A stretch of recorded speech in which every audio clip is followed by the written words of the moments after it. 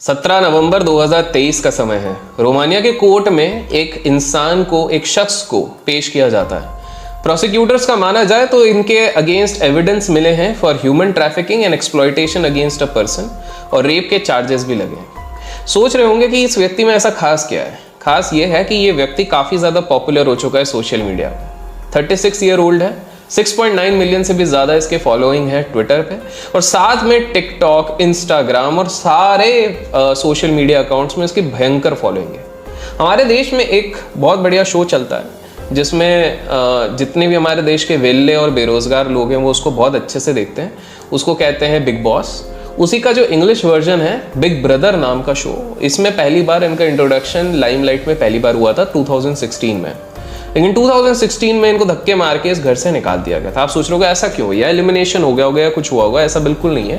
Because 2016 में इनका एक वीडियो काफ़ी ज़्यादा वायरल हो गया था जिसमें देखा गया था कि एक औरत, एक विमेन को ये बेल्ट से मार रहे हैं और काफ़ी अटपटा सा, मतलब कपड़े उपड़े नहीं है, इस तरह से वो सीन है। बाद में पता चला कि वो जो लेडी थी जो इस वीडियो में इमर्ज होके आई थी वो खुद आके कहती है कि भैया कंसेंशुअल था, साथ में हम जो दो फूल साथ में करते हैं हम वो करने की कोशिश कर रहे थे और ये कंसेंशुअल था, हम थोड़ा रोमांच पैदा करने की कोशिश कर रहे थे। और उसी समय से इन्होंने अपनी एक इमेज बनाई, एक छवि बनाई जिसमें कि इन्होंने अपना एक एंटी फेमिनिस्ट मूवमेंट चालू किया। और फिर 29 दिसंबर 2022 को इस मूवमेंट में एक पॉज लगा जब ह्यूमन ट्रैफिकिंग के चक्कर में इनको जेल में रखा गया। अब तक आप लोग समझ गए होंगे मैं किस शख्स की बात कर रहा हूं। मैं बात कर रहा हूं एंड्रयू टेट की। एंड्रयू टेट वो बंदा है जिसने पूरी दुनिया को मैट्रिक्स के बारे में वापस एक बार खुलेआम बताने की कोशिश करी। वो व्यक्ति है जिसको सोशल मीडिया पे जो वो कंसेप्ट बोलते हैं ना, लव हिम और hate him but you can't ignore him वाला कंसेप्ट को काफी ज्यादा प्रचलित किया। वो व्यक्ति है जिसने ये चैलेंज किया कि हमारी सोसाइटी, हमारी दुनिया को एक ऐसी मैट्रिक्स में फंसा के रखा गया है, एक ऐसी इल्यूजन में फंसा के रखा गया है जिससे कि हम लोगों को बाहर निकलना चाहिए अगर हम सही में प्रोस्पेरिटी और सक्सेस चाहते हैं। आज की इस वीडियो में मैं एंड्रयू टेट के पूरे पर्दाफाश करने वाला हूँ। बात करने वाले हैं मैट्रिक्स की। क्या है ये मैट्रिक्स, सही में क्या हम बस इल्यूजन में फंसे पड़े हुए हैं, किस प्रकार से सारी चीज़ों से निकला जा सकता है, हम पूरी डिटेल में इसके बारे में हम चर्चा करने वाले हैं। सबसे पहले जब एंड्रयू टेट ने मैट्रिक्स के कंसेप्ट लेके आए, खुलेआम बात करने लगा, तो उनका इस पे तात्पर्य क्या था? इनका तात्पर्य ये था कुछ बड़े लोग और सीक्रेट सोसाइटी तरह के लोग, जैसे कि हमने रिसेंटली हमारे जस्ट लास्ट वीडियो में हमने इल्यूमिनाटी द सीक्रेट सोसाइटी के बारे में इंटेंस रिसर्च के साथ बात करी थी। देखा नहीं है वीडियो तो जाके आप चेकआउट जरूर कीजिए। तो जब इन्होंने कहा कि भैया ये पूरी दुनिया को ये सारे लोग चला रहे हैं, अब ये मैट्रिक्स शब्द का ही इस्तेमाल क्यों किया गया? बिकॉज 1999 पे एक मूवी निकली थी बहुत फेमस जिसका नाम था मैट्रिक्स। अगर आप लोगों ने हमारे शाहरुख खान भाई साहब की वो मूवी देखी होगी मैं हूं ना, तो उसमें आपने देखा होगा पूरी तरीके से हॉलीवुड की कॉपी मारी गई थी। वो मैट्रिक्स वाले एक्शन किस तरह से अन्ना हमारे सुनील शेट्टी गोली चलाने की कोशिश कर रहे हैं लेकिन शाहरुख को लग नहीं रहा है, ऐसे ऐसे ऐसे ऐसे कर रहे हैं। तो मैं उसी मूवी की बात कर रहा हूँ। तो मैट्रिक्स मूवी का जो अंश था उसमें ये चीज़ क्लियरली कही गई थी कि हम सब एक इल्यूजन में हैं, हमको प्रोग्राम करके रखा गया, हमारे दिमागों को कंट्रोल किया जा रहा है और हमको ये पता भी नहीं है, और किसी तरीके से हम पे पूरी तरीके से काबू बनाया गया है। समझेंगे क्या सही में ये सारी चीज़ें सच हैं कि नहीं है। लेकिन इंटरेस्टिंगली हमारे जो पुराने ग्रंथ भी अगर आप पढ़ते हैं तो कहीं ना कहीं ये जो मेटावर्स वाला साइड होता है या इल्यूजन वाला साइड होता है या इवन कंट्रोलिंग, माइंड कंट्रोलिंग वाली साइड है, ये सारी चीज़ें हमारे ग्रंथों में भी पहले से लिखी जा चुकी है। और कंक्लूजन ये निकलता है कि हम इतनी एडवांस टेक्नोलॉजी और हम इस टेक्नोलॉजी की कठपुतलियां हैं, मैट्रिक्स का ये कहना है। काफ़ी सारे लोग मैट्रिक्स को काफ़ी हल्के में ले रहे थे, इसको मूवी की तरह देखा गया और उसको रिलैक्स तरीके से भूला गया। लेकिन बाद में हमारे देश के, हमारे दुनिया के एक बहुत ही प्रसिद्ध एंटरप्रेन्योर एलॉन मस्क जब एक दिन मीडिया में आके बोले कि हाँ भाई there is something like a matrix और वो हम उन्हीं के इशारों पे नाच रहे हैं और हमको इस मैट्रिक्स से निकलना चाहिए, तब लोगों ने इस चीज़ को सबसे पहली बार सीरियसली लेना शुरू किया। तो 99 में मूवी आई, उसके बाद एलॉन मस्क ने अपना स्टेटमेंट दिया और उसके बाद हमारे एंड्रयू टेट भाई साहब ने पूरा अपना एजेंडा बनाया। बिग कॉर्पोरेशंस रहते हैं हमारे पूरी दुनिया में जो पूरी तरीके से मैनिपुलेट करना चाहते हैं आप लोगों के माइंड्स, ऐसा कहा जाता है। अब ये मैनिपुलेट कैसे करते हैं? तो फॉर एग्जांपल एडवर्टीजमेंट्स के थ्रू किया जाता है, क्रेडिट कार्ड आपके ऊपर थोपा जाता है। जैसे काफ़ी सारे लोगों को ये नहीं पता होगा कि अमेरिका में एक समय पे बहुत बड़े बड़े उद्योगपति साथ में बैठे हुए थे। उन लोगों ने एक डिसीजन किया था, वो डिस्कस कर रहे थे कि यार किस प्रकार से पूरी दुनिया एक गलत तरीके से पहुंच रही है। इन लोगों ने ये समय इंडस्ट्रियल रेवोल्यूशन हो गया, बहुत बढ़िया बढ़िया रेवोल्यूशन के बाद बढ़िया प्रोडक्ट्स बन रहे हैं, बहुत सारी सर्विसेज बन रही हैं, लेकिन इन सर्विसेज की लॉन्जिविटी और ड्यूरेबिलिटी बहुत ज़्यादा थी। मतलब फॉर एग्जाम्पल विमेन की जो लेगिंग्स पहनते हैं वो 8-8, 9-9 साल तक चलेगा। अब आप बोलोगे इसमें खराब किया है, तो बहुत बढ़िया। बल्ब ऐसे बनते थे जो 50-50 साल तक चलते थे। प्रॉब्लम ये था कि इसमें एक बार तो, अब बिजनेसमैन के हिसाब से सोचिए, एक बार तो आपने प्रोड्यूस कर लिया, लेकिन अगर लॉन्जिविटी इतनी ज़्यादा होगी तो इंसान बार बार कैसे खरीदेगा। तो अमेरिका में ये कुछ उद्योगपति मिलके इन लोगों ने एक सीक्रेट एग्रीमेंट साइन करा था, जिसके बाद ये डिसाइड किया गया था 3 चीज़ें होंगी। क्रेडिट कार्ड का इंट्रोडक्शन किया जाएगा दुनिया में, दूसरी चीज़ मार्केटिंग करी जाएगी, तीसरी चीज़ है कि हर चीज़ का एक एक्सपायरी डेट बनाया जाएगा। दवाइयों की भी एक्सपायरी डेट होगी, हर इंस्ट्रूमेंट की एक्सपायरी डेट होगी, कपड़े इस हिसाब से बनाया जाएगा कि वो कुछ समय बाद फटने लग जाएंगे। तो कहीं ना कहीं बड़े कॉरपोरेशन काफ़ी समय से मैनिपुलेशन वाली चीज़ कर रहे हैं, और ये हाल फिलहाल में भी 2018 में हम लोगों के सामने आया कि किस तरह से बड़े कॉरपोरेट लोग आप ही लोगों का डेटा लेके मैनिपुलेट करने की कोशिश करते हैं। तो 2018 के समय पे एक फोटो बहुत ज़्यादा पॉपुलर हुई थी सोशल मीडिया पे, जहाँ पर कि मार्क ज़करबर्ग साहब, जिनको नहीं पता फेसबुक के मालिक है, वही फेसबुक और इंस्टाग्राम उनके हाथ तो चलता है, जिसपे आप दिन भर स्क्रॉलिंग करते रहते हैं, जिसमें कि आप लोग दुनिया भर के रील्स देखते हैं, जिसपे लाइक कमेंट शेयर करते हैं। बाय द वे मैं भी इंस्टाग्राम पे अपने काफ़ी अच्छी चीज़ें डालता हूँ, चेकआउट ज़रूर कीजिएगा अभिषेकर ऑफिशियल। तो अप्रैल 2018 में जब ये खबर आई मार्क ज़करबर्ग साहब ने, तो ये निकला था कि 2016 में जब प्रेसिडेंशियल इलेक्शन चल रहे थे, उस समय पे कैम्ब्रिज एनालिटिका करके एक कंपनी है जो कि हेज फंड से काफ़ी ज़्यादा ताल्लुक रखते हैं, जिनके बारे में हम अपने चैनल पे एक्सक्लूसिवली काफ़ी बातें करते हैं।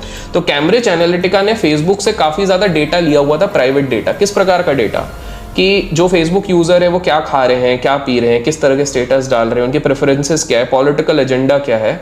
और उस हिसाब से उन लोगों ने, जब ट्रंप के लिए इलेक्शंस लड़े जा रहे थे, डोनाल्ड ट्रंप जब अपने इलेक्शन लड़ रहे थे, तो काफ़ी सारे एड्स, काफ़ी सारे पोस्ट इस तरह से बनाए गए थे कि वो उनके फेवर में चले जाए, माइंड वॉश करने के लिए। आप लोगों ने अक्सर देखा होगा कि कभी कभी आपको सेंस भी हुआ होगा आपको कि सोशल मीडिया पे बहुत बार ऐसी चीज़ें चलती हैं जो कि ऐसा लगता है कि एजेंडा चल रहा है। जैसे कि अगर टारगेट करना है तो वही एक सोसाइटी, एक ही इंसान को पूरी दुनिया टारगेट करने लग जाती है। कहीं आपको पूरे माइंड को डिस्ट्रैक्ट करने पे भी सोशल मीडिया का बहुत बड़ा हाथ होता है। जैसे आज के समय पे माना जाता है कि सबसे बड़ा अस्त्र जो कॉर्पोरेट वालों ने लगा हुआ वो एडवर्टीजमेंट के साथ पॉर्न भी है। और आप सभी को पता है कि आप में से कितने सारे लोग आज के समय पे पॉर्न एडिक्ट हो चुके होंगे। अगर आपको लगता है पॉर्न एडिक्ट हो तो इस वीडियो को लाइक ज़रूर कीजिएगा, इससे प्रोत्साहन मिलेगा कि इस तरह के और वीडियोस हम इंटरेस्टिंग वाले बनाते रहें। एनीवेज, तो कहीं ना कहीं डिसिप्लिन हिलाने के लिए और ये सारी चीज़ें निकालने के लिए ही बड़े कॉर्पोरेशन काम करते हैं। तो मैट्रिक्स का ये कहीं ना कहीं एक एजेंडा रहता है। तो ये जो कैम्ब्रिज एनालिटिका वाली चीज़ सामने आई थी कि किस तरह से यूएस के इलेक्शंस के लिए डोनाल्ड ट्रंप को हेल्प किया गया था विद ऑल दिस डेटा, किस तरह से प्रोडक्ट्स दिए गए थे, किस तरह काफ़ी सारी चीज़ें यूएस में सेल की गई थी। एग्जाम्पल, आप आज के समय पे भी ये चीज़ ऑब्जर्व कितनों ने किया होगा, कमेंट्स में ज़रूर बताना। आप लोगों को भी शॉकिंग लगा होगा। Even before we were talking about AI के बारे में तो आजकल हम बात करते हैं, लेकिन आप फ़ोन पे अगर किसी से बात भी करते हो ना कि यार मैं सोच रहा हूँ ना कि ये नया कुत्ता खरीद लूँ, इस ब्रीड का कुत्ता खरीद लूँ, आपको अचानक से बहुत सारे कुत्तों के वीडियोस दिखेंगे, बहुत सारे आपको कुत्तों के एड्स दिखने लगेंगे, पेडिग्री के एड्स दिखेंगे।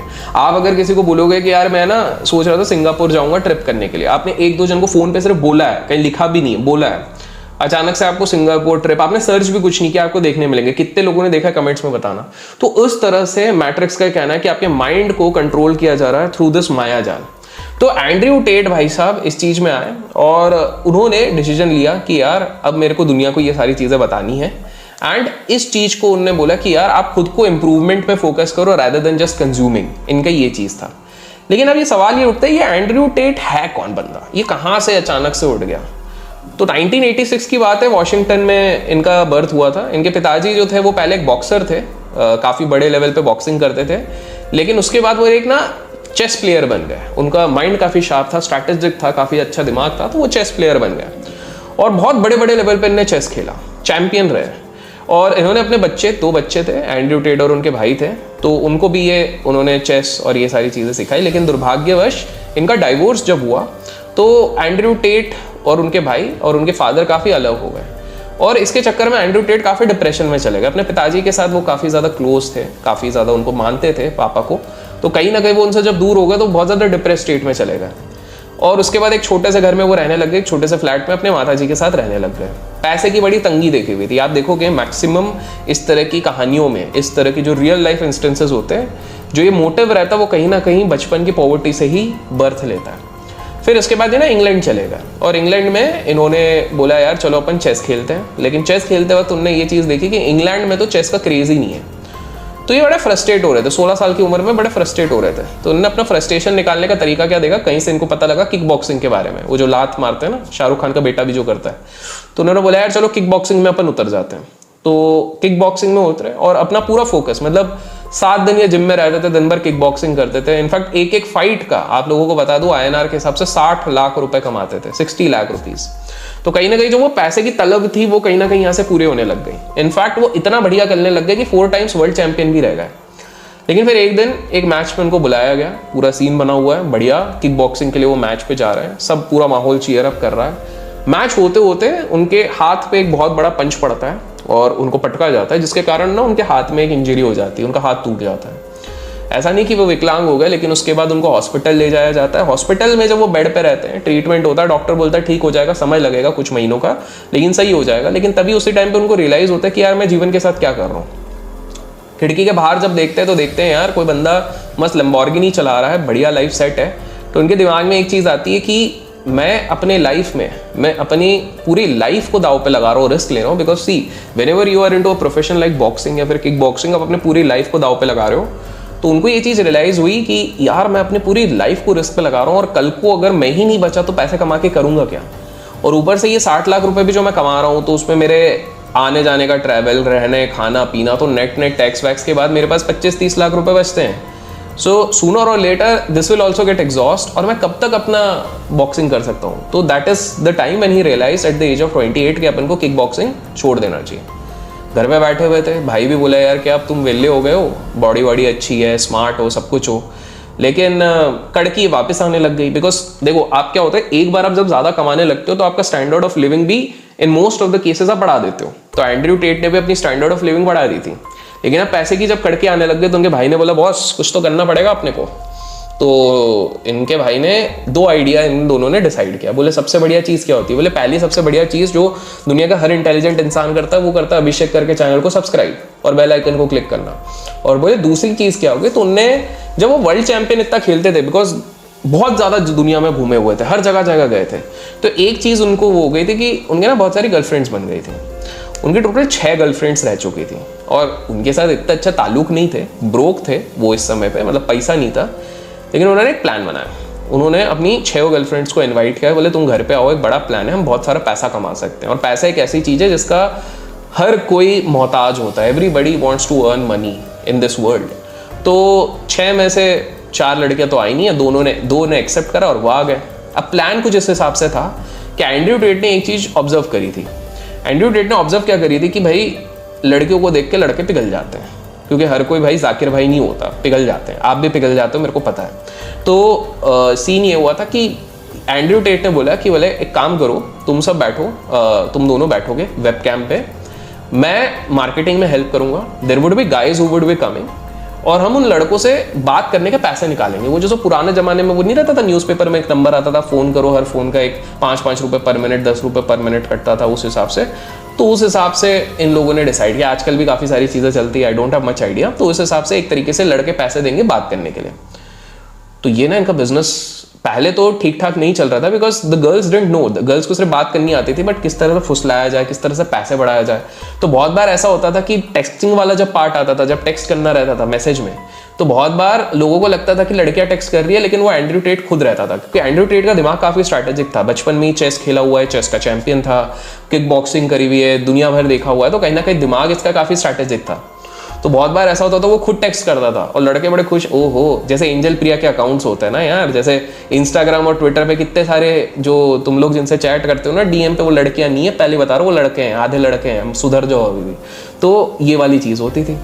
अब इंटरेस्टिंगली धीरे धीरे करके इनके साथ और लड़कियां जुड़ी, which were not even the girlfriends, but पैसे के लिए वो जुड़ी हैं। तो इसमें डील ऐसी रहती थी कि वेबकैम पे जब तुम बात करोगे, जो भी पैसा आएगा, मार्केटिंग सारी स्ट्रैटेजी हम हेल्प करेंगे, 50% तुम्हारा, 50% हमारा, बिकॉज क्लाइंट्स हम ला रहे हैं तुम्हारे लिए और पैसा हम मिलके कमाते हैं। तो ऐसे कर करके समय ऐसा आ गया कि $500,000 ये महीने के कमाने लग गए। तो भैया बिल्कुल मजे। तो एंड्रयू टेट ने बोला कि अब थोड़ा सा अपने को इधर से स्केल करना है, तो घर में पार्टीज देते थे और पार्टीज में ऑब्वियसली काफ़ी सारी लड़कियां रहती थी।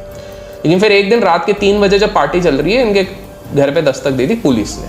अब बोलोगे यार पुलिस क्यों आ गई, और पुलिस ने सीज किया $100,000 के इक्विपमेंट और इनको भी हिरासत में ले गई।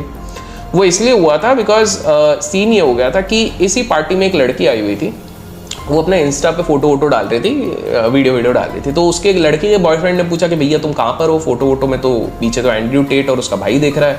और एंड्रयू टेट का थोड़ा रेपुटेशन वैसा होने लग गया था कि अरे भाई साहब ये थोड़े गुंडे टाइप के लोग हैं, वो होते हैं ना लड़के थोड़े पॉजिटिव टाइप के, भैया इनसे दूर रहना, इस तरह से चीज़ें चल रही थी।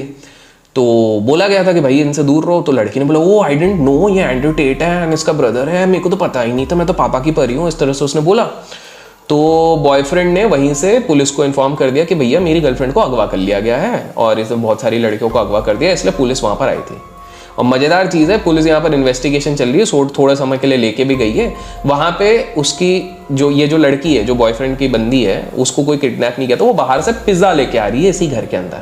उसको देख के एंड्रयू टेट भी हंस रहा है, उसका भाई भी हंस रहा है, पुलिस भी हंस रही है और सबको ये चीज़ समझ में आ गया कि मजे मस्ती चल रहा है भैया, माहौल बना है इधर। तो ऐसा कुछ नहीं। तो ये पहली बार इनका यहाँ पर तो एक बार अरेस्ट हो गया था। फिर इसके बाद एंड्रयू टेट का ये धंधा भी सही चल रहा था, $500,000 तो कमा रहे थे, लेकिन इनका दिमाग थोड़ा ख़राब हो रहा था, इनको कुछ और करना था।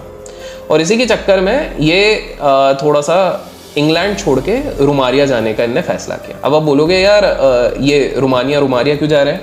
रोमानिया इसलिए आ रहे हैं because Romania is considered to be a place जहाँ पर बहुत ज़्यादा करप्शन को वो किया जाता है, प्रोत्साहित किया जाता है, काफ़ी ज़्यादा करप्शन है ऐसा माना जाता है। तो और इंग्लैंड इन मामलों में काफ़ी स्ट्रिक्ट है, ये लड़कियों वाला और ये कोई भी चीज़ है, ये इनको रियलाइज़ हो गया। तो ये बोले कि यार एक काम करते रोमानिया चलते हैं, वहाँ पे अपन भाई राज करेंगे।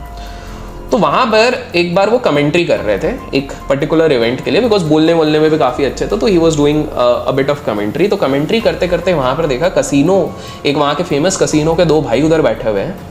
और वो 2 भाइयों का जब इंट्रोडक्शन हो रहा है तो ये हैरान है कि भैया ये दिन के $18 मिलियन कमाते हैं। मतलब आप समझ रहे हो कितना अंधा पैसा है दुनिया में, $18 मिलियन दिन के कमाते हैं।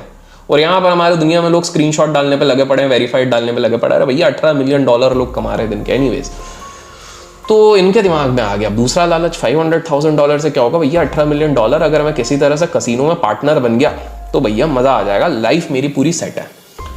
तो ये ना इंसिस्ट करते हैं कि भाई पार्टनर बना लो। और दोनों भाई ट्रस्ट क्यों करें, बाहर से एक बंदा आया है, लौंडा आया है, इस तरह से हम कैसे ट्रस्ट कर सकते हैं? उन्होंने बोला नहीं। फिर इन्होंने कन्विंस किया, एक काम करो मेरे को फ्रेंचाइजी तो खोलने दो, तुम्हारे नाम ही रहेगा, तुम्हारा सब कुछ रहेगा, फ्रेंचाइजी एक हल्का फुल्का परसेंटेज मेरे को मिलेगा। बोला चल ठीक है तू फ्रेंचाइजी खोल। अब इन्हें फ्रेंचाइजी जब खोली तो फ्रेंचाइजी के पास में एक स्टारबक्स था जिसपे बहुत सारे लोग अपना कॉफ़ी पीने आते थे। वही स्टारबक्स जो अपन एयरपोर्ट से उतर के 400-500 रुपए की कॉफ़ी पी लेते हैं, वही अच्छी लगती है पी लेते हैं, बट टू बी ऑनेस्ट मैं तो वो शो ऑफ के लिए थोड़ा बहुत पीता हूँ, बाकी टेस्ट ठीक ठाक है, 1-2 उसके फ्लेवर अच्छे रहते हैं। तो वो अपन ये भाई साहब देख रहे हैं, तो इन्हें दिमाग लगाया कि भाई अपने कसिनो में भीड़ कैसे बनाए। कसिनो के जस्ट सामने स्टारबक्स कसिनो, यहाँ पे इन्होंने एक नई चीज़ निकाल दी। इन्होंने ये निकाला कि भैया कसिनो में जो भी आएगा कॉम्प्लीमेंट्री उसको फ्री में कॉफ़ी मिलेगी स्टारबक्स लेवल की, और फ्री में भैया चाहे इंडिया हो या विदेश हो पूरी दुनिया बावली हो जाती है। तो everybody started following over there. तो स्टारबक्स की भीड़ कम होगी, यहाँ पर उन्होंने लग गई, और उसके बाद इन लोगों ने उनको लत लगवा दी कसिनो की। तो ये चीज़ दोनों भाइयों को बड़ी पसंद आई जो कसिनो के मालिक थे, फ्रेंचाइजी देख के यार ये टेट तो बड़ा शाना बंदा निकला, इसने नए कस्टमर भी अट्रैक्ट कर दिए, एग्जिस्टिंग बिजनेस को भी डबल कर दिया और बढ़िया पैसा। तो इन्होंने फाइनली इसको पार्टनरशिप ऑफर कर दी। और भाई साहब कसिनो खिलवा के अब टेट भाई साहब जितना पहला कमाते थे उससे 20 गुना कमाने लग गए, अंधा पैसा कमाने लग गए, खतरनाक वाला पैसा कमाने लग गए। तो भैया दिमाग इनका इधर पूरे खराब। इसके बाद ये बहुत ज़्यादा अपने ओपिनियंस, अपने जो वाइल्ड ओपिनियंस थे वो हर जगह पे रखने लग गए। लेकिन अब एंड्रयू टेट को चाहिए था अपना नेक्स्ट ब्रेक। और नेक्स्ट ब्रेक क्यों चाहिए था? क्योंकि 2020 में क्या हुआ था, 2020 में आया था कोरोना वायरस, कोविड आ गया। तो कोविड के चक्कर में कसिनो का धंधा थोड़ा कम, क्योंकि घर पे बैठे हुए हैं, अब तो कई सब घर पे ऑनलाइन बैठ के लूडो खेल रहे थे, तो भैया उधर तो कोई जा नहीं रहा। तो एंड्रयू टेट को भी समझ में आया यार ये तो बिजनेस थोड़ा खतरे में आ गया, तो ऐसा बिजनेस क्रिएट करना पड़ेगा जिसपे मैं ना आराम से बैठ के घर पे भी कमा सकूँ। बहुत टाइम लगाया, बहुत ये किया, और जाके अपना गूगल किया कि भैया मेरे साथ क्या जीवन में ऊपर नीचे, और ये गूगल पहले भी कर चुके हैं ये सब इंसिडेंट होने के पहले। तो इनको एक चीज़ समझ में आई कि भाई एसेट और लाइबिलिटी दो चीज़ें होती है फाइनेंस में, पर्सनल फाइनेंस में पता होना चाहिए। तो एंड्रयू टेट ने अपने आप से पूछा कि भाई साहब मेरा एसेट क्या है, ऐसा क्या चीज़ है जिससे कि मैं पैसा कमा सकता हूँ, क्योंकि उनको एक चीज़ समझ में आया लाइबिलिटी कम करना, एसेट बढ़ाना। और उन्होंने बोला एसेट मेरा एक है किक बॉक्सिंग, तो मैं बड़ा स्ट्रांग हूँ, दूसरा स्ट्रैटेजिक हूँ, और तीसरा बोलने में अच्छा हूँ, बोल्ड ओपिनियंस बहुत रखता हूँ। बस क्या था भाई साहब, आ गए उसी दुनिया में जहाँ पर हर कोई एट द एंड आता है सोशल मीडिया। अब सोशल मीडिया में इनकी एंट्री काफ़ी इंटरेस्टिंग थी। पहले तो बोल्ड स्टेटमेंट देते थे, लेकिन क्या होता है कभी भी कोई बंदा जिसकी ज़्यादा फॉलोइंग नहीं है बट स्ट्रॉन्ग ओपिनियन है, उसको बड़ी ओपिनियन चाहिए, तो उसके लिए वो क्या करता है, सिंपल सा है, बड़े फॉलोअर वालों से भिड़ जाता है। जिस तरह के काफ़ी सारे लोग ये इंस्टा ट्विटर ये सब पे करते हैं ना, क्या करते हैं, बड़े लोगों पे वीडियो बना दो, बड़े लोगों से भिड़ जाओ, वही वाली चीज़ वो करते हैं कि जिनके ज़्यादा फॉलोअर उनके पीछे। सेम चीज़ हो गई थी। तो उस समय पे एक लाइव स्ट्रीमर था एक्सक्यूजी करके, वो काफ़ी ज़्यादा पॉपुलर था अपने बंदों में। तो उसके साथ इसने बोला एंड्रयू टेट ने चल आजा लाइव डिबेट करते हैं। अब ये एक्सक्यूजिव भी बड़ा चौड़ में बोला आजा भाई क्या टेंशन है, क्रेडेंशियल्स देखे कि भैया 4 टाइम किक बॉक्सिंग चैंपियन है, बहुत पैसा बनाया है, कसिनो का मालिक रहा है, काफ़ी सारी चीज़ें, तो बोले आ जाओ। और उस डिबेट में मतलब आप इमेजिन करो लाइव में आधी दुनिया देख रही है, मतलब उसके सारे फॉलोअर्स देख रहे हैं, सब खतरनाक देख रहे हैं। वहाँ पर एंड्रयू टेट ने इसकी अच्छे से वो कर दिया, ठीक है। तो एंड्रयू समझ जाओ क्या कर दिया। तो एंड्रयू टेट मतलब ये पूरे डिस्कशन में एंड्रयू टेट एकदम चिल था। वो बोलते ना बंदा आराम से चिल से आराम से आंसर दे रहा है, लेकिन एक्सक्यूजी जो बंदा था वो काफ़ी वाहियात आंसर दे रहा था, जिसके चक्कर में ट्विच और जहाँ पर भी ये सारी चीज़ें हो रही थी इंटरनेट ने काफ़ी नज़र दी और एंड्रयू टेट काफ़ी ज़्यादा यहाँ से पॉपुलैरिटी पहले लेना शुरू कर दिया। उसके बाद एंड्रयू टेट ने अपना इमेज बनाना शुरू किया। इमेज कैसा बनाना शुरू कर दिया कि भैया उसने पहली कॉपर कलर की बुगाटी, जो एकमात्र कॉपर कलर की बुगाटी है, वो उसने खरीद ली। तो कहीं ना कहीं एक शो ऑफ वाला मामला आ गया। उसने दिखाया कि भैया मेरे पास पैसा है, मेरे पास सब कुछ है, मेरे पास दौलत है, शौहरत है, लड़कियां हैं, सब कुछ है, और मैं अब सिखाऊंगा माइकल लाल सबको कि भैया असली पैसा कैसे कमाना है। तो एंड्रयू टेट ने अपना इमेज बनाना शुरू कर दिया, और इमेज बना के एट द एंड क्या करना था आप बताओ। स्टॉक मार्केट वालों को तो पता ही है, जब सब इतने ज़्यादा लाइफस्टाइल दिखाते कि मैं इधर गया उधर गया, एट द एंड उनको बेचना था कोर्सेस। तो भाई साहब उन्होंने कोर्स बनाना शुरू कर दिया कि किस प्रकार से आप लोग रिच बन सकते हो, और उसके लिए उसने बनाया हसलर्स यूनिवर्सिटी। हसल करते रहते ना लोग, तो हसलर्स यूनिवर्सिटी। अब हसलर्स यूनिवर्सिटी में बहुत ही इंटरेस्टिंग कंसेप्ट लगाया। बोले खुद बेचना ही नहीं है, दूसरों से बिचवाना है। कैसे बिचवाना है? एफिलिएट करके। एफिलिएट करके कैसे कि भाई साहब उन्होंने क्या करा कि खुद का यूट्यूब भी नहीं था, खुद का इंस्टाग्राम भी नहीं था, खुद का टिकटॉक अकाउंट भी नहीं था, बट स्टिल वो टिकटॉक पे सबसे ज्यादा व्यूड इंसान था। कैसे? क्योंकि भाई साहब ने अपने वीडियोस जो कंट्रोवर्शियल स्टेटमेंट्स थे वो काफी सारे बंदों को दे दिया। बोले तुम इनको चिपकाओ, अपने बायो में मेरा लिंक डाल दो एफिलिएट का, अगर 100 रुपए कमाओगे उसके 30 रुपए तुम्हारे। इसके चक्कर में वायरल तरीके से इसकी मार्केटिंग होने लग गई, और आप जान के हैरान हो जाओगे कि हसलर्स यूनिवर्सिटी महीने का 40 करोड़ रुपए कमाती थी। महीने का 40 करोड़ रुपए, और लोग 17 करोड़ को लेकर रो रहे हैं। एनीवेज, तो यहां पर ये वाली चीज हो गई। तो ये अपने रेलेवेंस को बढ़ाने के लिए काफी बोल्ड स्टेटमेंट देने लग गया कि जैसे उन्होंने एक बोल्ड स्टेटमेंट दिया कि भाई साहब main can cheat but women can not cheat man. भैया ये क्या चीज है? काफी मिसोजिनिस्ट टाइप के इनके काफी व्यूज रहते थे। और फिर इन्होंने एक एजेंडा दे दिया सबको, और वो व्यू या एजेंडा क्या था? मैट्रिक्स। वो कहते थे कि भैया देखो आपको एक इल्यूजन में रखा गया है, आपको एक ड्रीम दिखाया जाता है कि मेहनत करो, ये करो, वो करो, लेकिन ये आपको कोशिश कर रहे हैं 4 चीजों में बांधने की। क्या? पहला इल्यूजन, दूसरा एंटरटेनमेंट, तीसरा डिपेंडेंट, और फाइनली आपको मॉडल सिटीजन बना के स्लेव बनाया जाता है, और इसके लिए डिस्ट्रैक्शन पे डिस्ट्रैक्शन यूज किया जाता है। पहली बात, क्या ये चीज सही बोल रहा है? बात तो बेटा ये सही बोल रहा है। मैट्रिक्स कहीं ना कहीं तो बनाया गया। आप लोगों को नहीं लगता है कि हाँ आज के समय पे यूथ को फंसाया जा रहा है, रोका जा रहा है by getting them stuck into entertainment, getting them stuck into being dependent, getting them stuck into being a model citizen, distraction. Don't you think slave बनाया जा रहा है? बिल्कुल बनाया जा रहा है। उनको बताया जाता है कि भैया कि आप ये फॉलो करोगे रूल्स तो आप सक्सेसफुल होगे, लेकिन क्या होता है कि आपके ब्रेन को अगर कोई चीज बार बार दिखाई जाती है तो आप उसको रियलिटी मानने लग जाते हो। सिंपल सी बात है, एक एग्जाम्पल देता हूं। 15 सितंबर तक काफी सारे लोगों ने ब्रेन वॉश ये करने की कोशिश करी थी कि इन्फ्लुएंसर सारे बुरे हैं। क्यों 15 सितंबर तक? बिकॉज तब तक कंसल्टेशन पेपर जाना था, लेकिन उसके बाद ये थोड़ी ईज ऑफ हो गया। आपको कहीं नहीं लगता कि हाँ बुरे हैं, ठीक है भैया सबने बुराई करी है, लेकिन कहीं ना कहीं कंपाउंडिंग के बारे में भी इन्फ्लुएंसर्स ने सिखाया, इन्फ्लेशन के बारे में इन्फ्लुएंसर्स ने सिखाया, इन्वेस्टमेंट के बारे में इन्फ्लुएंसर्स ने सिखाया। लेकिन इंटरेस्टिंगली वही मीडिया हाउसेस जो पहले सारे इन्फ्लुएंसर्स को अपने ऑफिसेस बुलाती थी, वही मीडिया हाउसेस जो बुलाती थी कि आप हम जब लाइव जाएंगे टीवी पे तो आप लोग यहाँ पे रहो, वही अचानक से उनके अगेंस्ट बोलने लगे। ऐसा क्यों? लेकिन बार बार जब रियलिटी इसी चीज को बोला गया तो आप लोगों को लगने लग गया रियलिटी। लेकिन ठंडे दिमाग से जब लोगों ने सोचा कि नहीं यार, कहीं ना कहीं मैंने अपना डीमैट अकाउंट भी किसी इन्फ्लुएंसर को सुन के ही खोला था, कहीं ना कहीं मैंने इन्वेस्टमेंट के बारे में पढ़ना भी किसी इन्फ्लुएंसर को देख के ही शुरू किया था। एग्रीड? तो यही होता है कि ब्रेन को, एंड्रयू टेट का भी ये कहना है कि ब्रेन को बार बार अगर झूठ बोला जाता है तो वो लोग मानने लग जाते हैं सच है। और उसका एक बहुत बड़ा प्रॉब्लम है भी that we don't have any capitalist role model also. हम कैपिटलिज्म से भागने लग जाते हैं। मैट्रिक्स ये कह रहा है कि आपको डरा के रखा गया कि भैया कोई भी पैसा दो या तीन तरीके से अगर कमाता है तो वो गलत है, जबकि आप खुद सोचो at the end everybody wants to earn money, but the moment they understand कि अच्छा इस बंदे के 6 सोर्सेज ऑफ इनकम है, 8 सोर्सेज ऑफ इनकम है, ये बेकार इंसान है। तो कैपिटलिस्ट माइंडसेट कहीं ना कहीं वहां पर मिसिंग है। That is what Andrew Tate was fixing. और इसी चक्कर में उन्होंने एक रैप भी लिख दिया। जस्ट इमेजिन, ऐसा बंदा एक रैप भी लिख रहा है और इनको टॉप जी बोलने लग गए। टॉप जी वो बनता है, एक अल्फा मेल होता है जिसको सब रिस्पेक्ट भी करते हैं लेकिन डरते भी हैं। और इंटरनेट पे पूरी तरीके से इसी तरह से एंड्रयू टेट फैलने लग गया। ये इतना ज्यादा फैलने लग गया जितने तेजी से कोरोना भी नहीं फैल रहा था। मिसोजोनिस्ट थे, इसके साथ साथ लड़कियों के बारे में काफी नेगेटिव कमेंट्स ये कहते रहते थे। और जैसे कि मैंने बताया, गाड़ियां इनके पास ढेर सारी हो गई थी। इनफैक्ट इनके पास करीब 33 सुपर लग्जरी कार्स होने लग गई थी। तो 36 के एज में ये हर जगह बवाल मचा रहे थे। लेकिन फिर अब ये सवाल उठता है कि सारा राड़ा क्यों हुआ, पुलिस क्यों इनके पास आई, क्यों ये सारी चीजें हुई?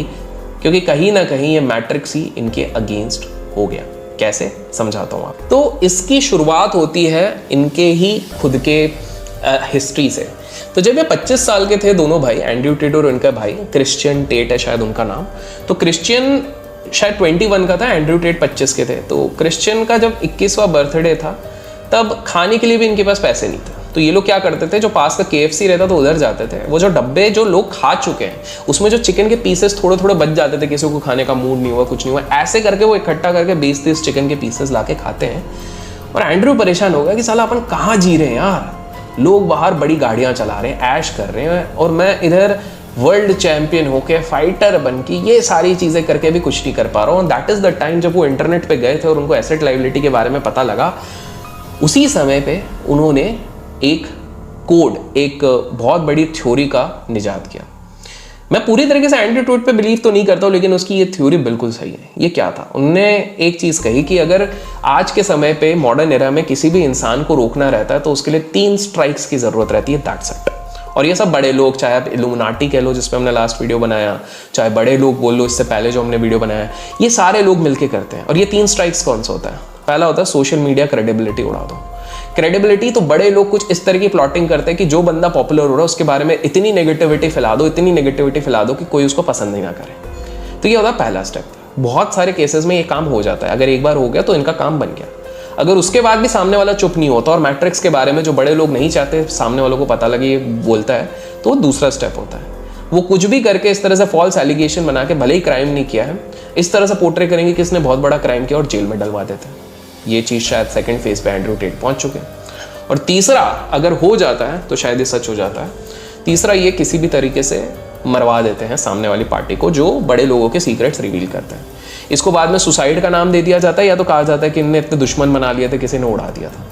वेल, ये थ्योरी एक्चुअली में सच है। न्यू वर्ल्ड ऑर्डर या फिर आप बड़े लोगों के खिलाफ, चाहे हमारे देश में हो चाहे विदेश में हो, कहीं पर भी खुल के अगर बहुत सारी चीज़ें कहते हैं तो ये चीज़ हो जाती है। तो जो लोग मुझसे पूछते हैं ना कि भैया आपके काफ़ी सारे पॉडकास्ट होते हैं, जैसे एस्ट्रो पंडित में पॉडकास्ट हुआ, फिर उसके बाद इन्वेस्टोग्राफर पे पॉडकास्ट हुआ, वहाँ पर आप बहुत सारे नाम क्यों नहीं लेते? दिस इज़ द रीज़न, क्योंकि आप लोगों को इसकी डीपनेस समझ में नहीं आती है, लेकिन नाम लेना बड़ा खतरों की चीज़ होती है, काफ़ी सारी चीज़ हो जाती है। बट इंटरेस्टिंगली एंड्रयू टेट को ये चीज़ शायद पहले से पता थी कि वो अरेस्ट होगा for the human trafficking thing. और ये आप बोलोगे ऐसा क्यों? देखिए, हम वापस थोड़ा सा इसकी नींव पे जाते हैं। इसके पिताजी चेस प्लेयर थे, मास्टर प्लेयर थे, जेनेटिक्स आया है, ये खुद इंटेलिजेंट था, चेस का मास्टर प्लेयर था, स्ट्रांग था, स्ट्रैटेजिक था। इसको पहले से ही इसको स्ट्रैटेजिक पता था कि आज नहीं तो कल मुझे उठाया जाएगा। और इसीलिए राइट फ्रॉम द बिगनिंग जब से ये जितने पॉडकास्ट देता था, जितने भी शॉर्ट्स देता था, जितने रील्स देता था, उसमें हमेशा से ये कहता था कि भाई साहब मैं ऐसी चीजें बोल रहा हूं जिसके कारण मेरी जिंदगी को खतरा है। दैट इज वाई जिस दिन इसको अरेस्ट किया गया तब इसके लिए हेटरेट से ज्यादा सिंपैथी थी। और कहीं ना कहीं इसके अरेस्ट के पहले ही सोशल मीडिया ट्विटर पे लीक हो गया था कि रोमानिया को बहुत ज़्यादा प्रेशर आ रहा है यूएस गवर्नमेंट से, और यूएस गवर्नमेंट प्रेशर कर रही है कि भैया ये बहुत सारी चीज़ें ऐसे पब्लिकली बोल रहा है और ये अभद्र लौंडा है, इसको अरेस्ट कर लो, और इसी के चक्कर में इसको अरेस्ट कर लिया गया। तो कहीं ना कहीं जो थ्योरी एंड्रयू टेट ने दी वो गलत नहीं है। आज के समय में किसी ना किसी तरीके से हम सभी को मैट्रिक्स में दबाया गया है। लेकिन टुवर्ड्स द एंड अब सवाल ये उठता है कि भैया क्या एंड्रयू टेट सही था, गलत था? आई एम नोबडी टू जज सही था, गलत था। लेकिन कुछ इंटरेस्टिंग चीज़ यहाँ पर ज़रूर नोटिस की जा सकती है। जो बंदा आपको मैट्रिक्स से सतर्क कर रहा था उसकी थ्योरी एकदम सही थी, लेकिन तरीका शायद गलत था। बिकॉज वो मैट्रिक्स के बारे में बताते बताते कहीं ना कहीं आप ही को तो मैट्रिक्स में लेके आ रहा था। मैट्रिक्स ये कहता है कि आप पूरी दुनिया के दलदल में फंस जाते हो और कोई और रिच हो रहा है, और 40 करोड़ महीने का तो यही बना रहा था। क्योंकि आप जब हसलर्स यूनिवर्सिटी में जाते हो तो ये क्या सिखा रहा है? फ्रीलांसिंग सिखा रहा है, ड्रॉप शिपिंग सिखा रहा है, ट्रेडिंग कैसे करे ये सिखा रहा है, फॉरेक्स कैसे करे ये सिखाया जा रहा है। भाई इन्हीं सारी चीज़ों के कारण ही तो लोग फंसे हुए हैं इस पूरे मैट्रिक्स में। डोंट यू थिंक कि अगर यही सारी चीज़ें करनी थी तो एंड्रयू टेट ने जो अपना वेल्थ बनाया वो ये सब करके क्यों नहीं बनाया? उसने तो खुद दूसरी चीज़ें करी हैं। दूसरी चीज़ इंटरेस्टिंगली ये है कि कहीं ना कहीं आपको ये चीज़ समझनी है कि ये जो अपनी एक स्टोरी जो सबको इनने बेचा, लैविश लाइफस्टाइल, बहुत सारी आलिशान बंगले, गाड़ी, ये सारी चीज़ें, कभी भी आप बहुत सक्सेसफुल बिलियनर्स को ये सब करते हुए देखोगे नहीं कि भैया ये आपको अट्रैक्ट करने की कोशिश करे बाय डूइंग दिस थिंग्स। उनकी खुद की इच्छा होती है, वो बिल्कुल रखते हैं, उनको बड़ा घर चाहिए, बड़ी गाड़ी चाहिए, दैट इज फाइन, लेकिन वो आपको शो ऑफ नहीं करेंगे। क्या आपने कभी देखा अजीम प्रेम जी ये करने की कोशिश कर रहे हैं? क्या आपने कभी देखा है रतन टाटा जी ये करने की कोशिश कर रहे हैं? तो कहीं ना कहीं यस, मैट्रिक्स में हम सब फंसे हैं। जो मैट्रिक्स का डेफिनेशन है वो बिल्कुल सही है, दिस इज माय व्यू। लेकिन जो तरीका एंड्रयू टेट ने बताया, जिस तरीके से कि भाई हसलर यूनिवर्सिटी पे आओ, $50 दो और आप बन जाओगे, $50 से ही हम अगर इस चीज़ से निकलने रहते हैं ना, मतलब पूरे मैट्रिक्स से, तो भैया क्या ही बात होती। तो वो मुझे सही नहीं लग रहा। तो कहीं ना कहीं ऑब्वियसली व्हेन वी कंपेयर अजीम प्रेम जी, रतन टाटा, वैसे तो कोई कंपैरिजन नहीं है, ये सब बिलियनर्स हैं, लेजिट बिलियनर्स हैं। तो कहीं ना कहीं एंड्रयू टेट आपको कूल ज़रूर लगेगा, लेकिन रिस्पेक्ट और सक्सेस इन्हीं लोगों को मिली है जो अजीम प्रेम जी हो गए, रतन टाटा जी हो गए। तो वीडियो के एंड में मैं आपको यही कहूँगा कि हाँ, वर्ल्ड सिस्टम्स करप्ट हैं, वर्ल्ड सिस्टम्स कहीं ना कहीं कंट्रोल करने की कोशिश कर रहे हैं, बट हाँ, जो इसके बारे में आपको अलर्ट करने की कोशिश करेंगे उनकी जान पे खतरा रहता ही है।